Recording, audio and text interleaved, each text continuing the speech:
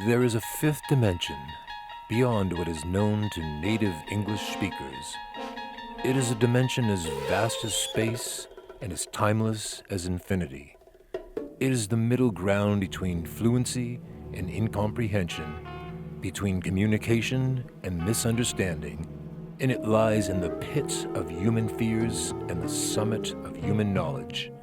This is the dimension of English language learning. It is an area which we call the ELL zone.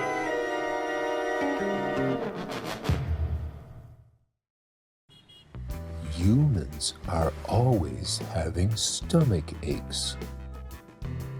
They are always careful about what they eat.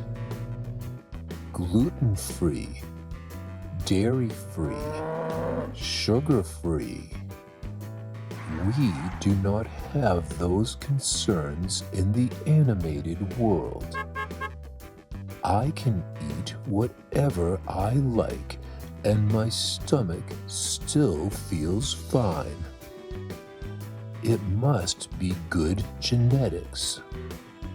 I feel so sorry for those silly humans and their belly aches. I long for the day when human genetics evolves to the level of cartoon genetics, so humans can finally have those steely cartoon stomachs and eat whatever they want. But for now, humans and their stomachs are stuck in the ELL zone.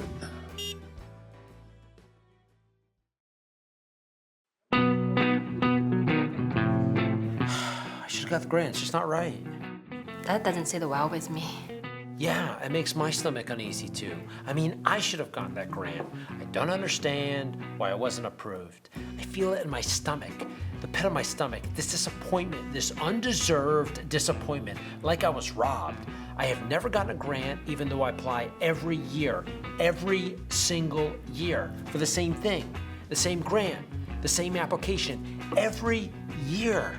I don't even change the dates. Don't they value consistency anymore? Don't they value determination? Don't they value steadiness and stability? That's what I'm a portrait of. That's what I offer.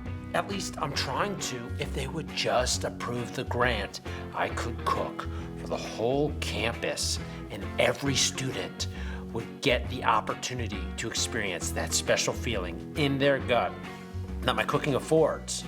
Yes, every year I apply for a big grant so I can prepare a big feast for the whole university, a true banquet featuring my special, secret, one-of-a-kind recipe. It's all in the secret sauce. But I guess you just can't share a secret with anyone anymore, can you? Because another year, another rejection. It makes the students and staff's stomachs empty and makes my stomach sick. No, I mean the food. It actually makes my stomach sick. Oh, I mean, I'm sick to my stomach because I didn't get the grant. And I'm sick to my stomach because I ate your cooking. 味同嚼蜡. This is not real Chinese food. But I followed the directions and really cooked it in the microwave. I really did that. Don't worry, at least you tried. I will show you real Chinese food.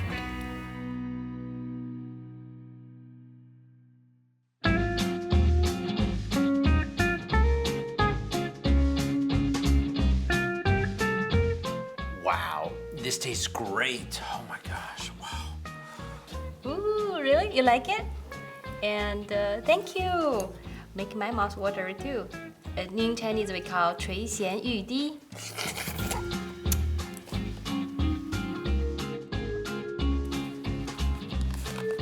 Oh, no. You don't owe me anything. Really? Yeah. But the groceries must have been expensive. They must have cost a lot. Don't worry, I paid it with a grand. I'm just kidding. He's so gullible.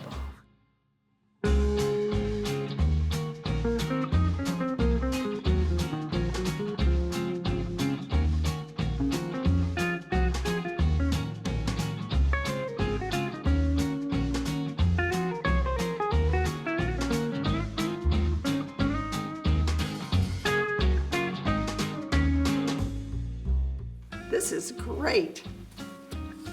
I wonder if I could incorporate this into my psychology classes. I'll have to think about that, and to do so, I'll need a full stomach. This is food for thought, and psychology is all about our emotional response to food, our emotions, thinking.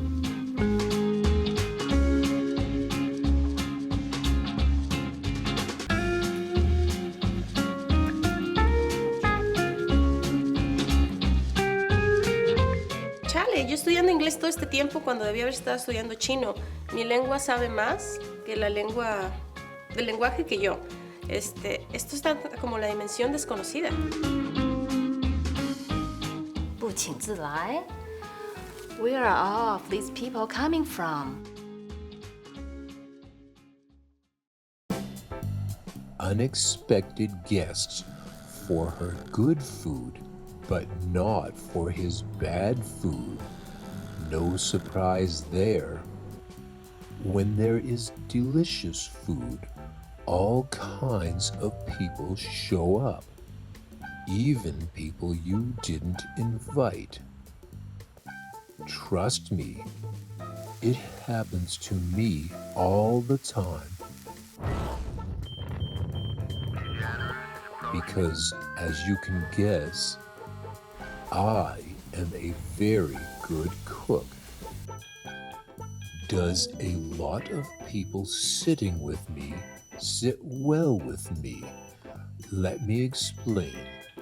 It doesn't sit well with me is an idiom that is related to it makes my stomach sick, or I'm sick to my stomach, which means something has made you uncomfortable or you don't quite agree with it.